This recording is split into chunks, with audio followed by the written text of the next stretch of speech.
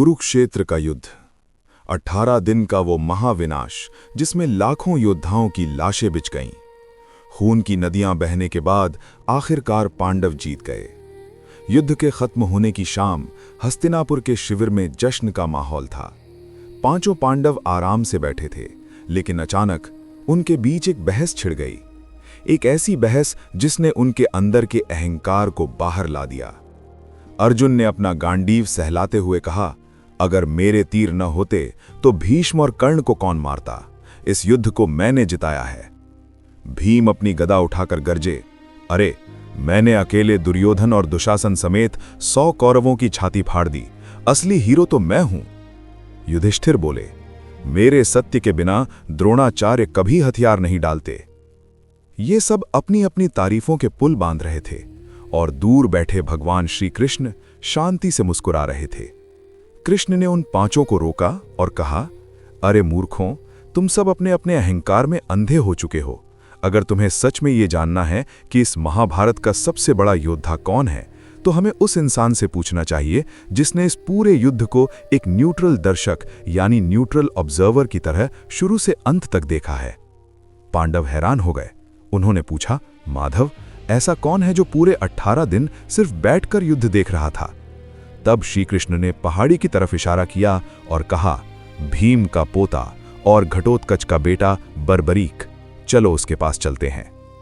आज साहब की साहिबी में हम खोलेंगे महाभारत का वो सबसे डार्क और रोंगटे खड़े कर देने वाला सच, जब एक कटे हुए सिर ने युद्ध का ऐसा खौफनाक और भयानक नजारा बयान किया जिसे सुनकर अर्जुन का गांडीव और भीम की गदा दोनों की औकात मिट्टी में मिल गई।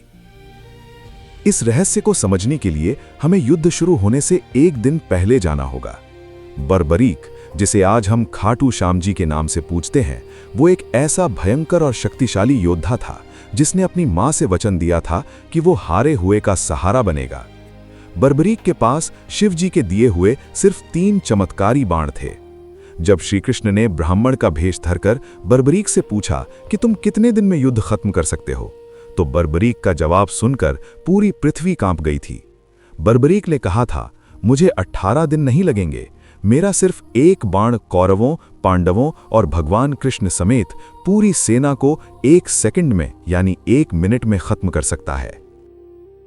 श्री कृष्ण जानते थे कि कौरव हारने लगेंगे और तब बर्बरीक अपने वचन के अनुसार कौरवों की तरफ से लड़ेगा, और अगर वो कौरवों की तरफ से लड़ा तो पांडवों का नाश तय है।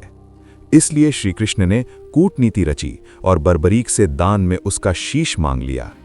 बर्बरीक ने हंसते हुए अपना सिर काट कर दे दिया, लेकिन उसने एक आखिरी इच्छा रखी, प्रभु, मैं ये महाभारत का युद्ध अपनी आंखों से देखना चाहता हूं। तब श्री कृष्ण ने उस कटे हुए सिर को अमृत से सींचकर कुरुक्षेत्र की सबसे ऊंची पहाड़ी पर रखवा दिया। पूरे 18 दिन तक वो धड़ से अलग सिर बिना पलकें झपकाए उस भयंकर मारकाट को देखता रहा। अब वापस वर्तमान में आते हैं। भगवान श्री कृष्ण और पांचों पांडव उस पहाड़ी पर पहुंचे जहां बर्बरीक का सिर रखा हुआ था। पांडवों के अंदर अभी भी यह सुनने की बेताबी थी कि बर्बरीक किसका नाम लेगा। अर्जुन अपनी छाती चौड़ी करके खड़ा था। युधिष्ठिर ने पूछा, हे वीर बर्बरीक, तुमने अपनी आंखों से पूरा युद्ध देखा है, सच सच बताओ, इस युद्ध में सबसे बड़ा पराक्रम किसने दिखाया, अर्जुन ने या भीम ने? अब बर्बरीक का वो कटा हुआ सिर जोर जोर से हंसने लगा। उसकी हंसी से पहाड़ी गूंज उठी। उसने अर्जुन और भीम की आंखों में आंखें डालकर कहा, अहंकार छोड़ दो पांडवों, इस पूरे कुरुक्षेत्र में तुम में से कोई नहीं लड़ रहा था। मैंने तो पूरे 18 दिन में अर्जुन का एक भी तीर चलते नहीं देखा। मैंने तो भीम की गदा को किसी का सिर फोड़ते हुए नहीं देखा। पांडव सुन्न पड़ गए। अर्जुन ने गुस्से में पूछा, अगर हमने कुछ नहीं किया तो उन 18 अक्षौहिणी सेनाओं को किसने मारा? भीष्म और द्रोण को किसने मारा? तब बर्बरीक के सिर ने जो जवाब दिया, उसने पांडवों की आत्मा को झकझोर कर रख दिया। बर्बरीक ने कहा, मैंने इस पूरी रणभूमि में सिर्फ 2 चीजें देखीं। मैंने देखा कि हवा में सिर्फ एक सुदर्शन चक्र घूम रहा था। वो सुदर्शन चक्र ही कौरवों का सिर काट रहा था, वही तीरों को दिशा दे रहा था, वही इस पूरी लीला को चला रहा था। जो मर रहे थे वो पहले से ही श्री कृष्ण के चक्र द्वारा मारे जा चुके थे। तुम तो सिर्फ कठपुतलियां थीं। और दूसरा, मैंने एक बहुत ही खौफनाक नजारा देखा। मैंने देखा कि साक्षात महाकाली, जिनका रूप बिल्कुल द्रौपदी की तरह था, वो रणभूमि में अपना मुंह खोले हुए खड़ी थीं। कौरवों का जो भी खून जमीन पर गिर रहा था, वो महाकाली के खप्पर में जा रहा था। वो राक्षसी रूप में उस पूरे कुरुक्षेत्र का खून पी रही थीं। ये खौफनाक ईश्वरीय विजन सुनकर पांचों पांडवों के हाथ से उनके हथियार जमीन पर गिर पड़े। उनका सारा अहंकार एक सेकंड में राख बन गया। उन्हें समझ आ गया कि इंसान तो सिर्फ निमित्त है, मारने वाला भी ईश्वर है और मरने वाला भी ईश्वर का ही अंश है। इंसान नाहक ही घमंड करता है कि मैंने किया है।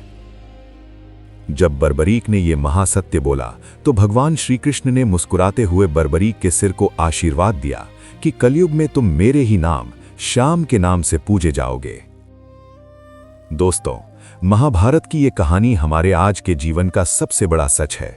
हम जरा सा पैसा कमा लेते हैं या कोई सफलता पा लेते हैं तो कॉलर खड़ा करके कहते हैं, ये सब मैंने अपनी मेहनत से किया है। लेकिन सच्चाई बर्बरीक के उस विजन जैसी ही है। करने वाली वो अदृश्य शक्ति है, हमारा तो सिर्फ किरदार है। आपको क्या लगता है, क्या इंसान का अहंकार ही उसके दुखों का सबसे बड़ा कारण है? क्या पांडवों को सच में खुद पर घमंड हो गया था? कमेंट बॉक्स में अपने विचार जरूर लिखें। अगर आपको महाभारत का ये विराट और खौफनाक सच पसंद आया हो और आपके भी रोंगटे खड़े हुए हों, तो इस वीडियो को तुरंत लाइक करें और सच की खोज के ऐसे ही गहरे एपिसोड्स के लिए साहब की साहिबी को अभी सब्सक्राइब करें। जय श्री श्याम, जय श्री कृष्ण।